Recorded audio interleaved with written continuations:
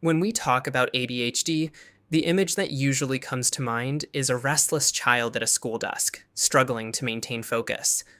Because of that cultural stereotype, society often treats the condition like a temporary behavioral phase, an issue that kids are expected to naturally outgrow as they reach maturity.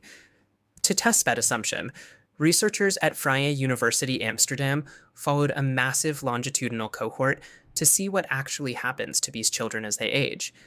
This 18-year study tracked three groups from childhood into their late 20s, a cohort of 154 children with ADHD, their siblings, and a control group. In adulthood, researchers audited their lives, evaluating psychiatric, cognitive, and physical health. The results suggest that childhood ADHD rarely disappears at 18. Instead, it transitions into the routine mechanics of adult daily life. The first unexpected area of impact appears in psychiatric and emotional health. The control group had an 8% rate of major depressive disorder, jumping to 18% for adults with childhood ADHD.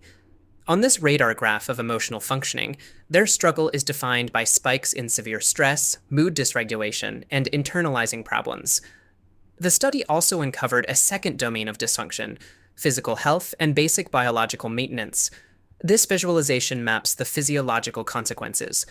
Adults in the ADHD cohort demonstrated significantly worse sleep quality and higher average body mass index markers than their peers, and a marked struggle to adhere to basic dietary guidelines.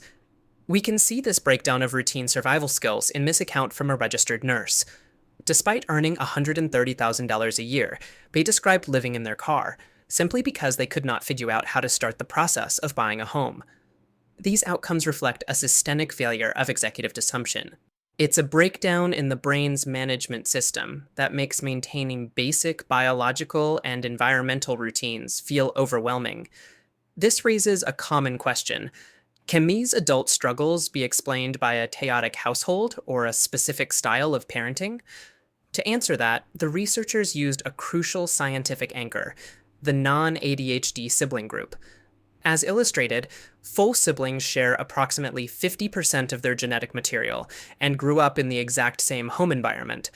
Despite that shared upbringing, siblings experienced typical adult functioning, mirroring the control group, diverging completely from the ADHD cohort.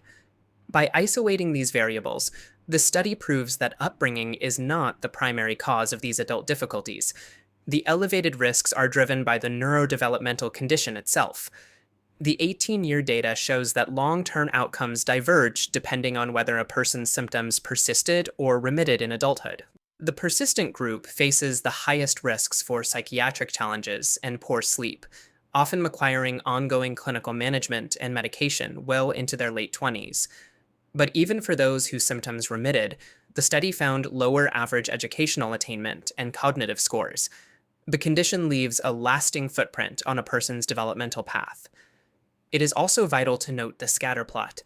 While the risks are elevated for the group, the majority of adults who had childhood ADHD are functioning comparably to their peers.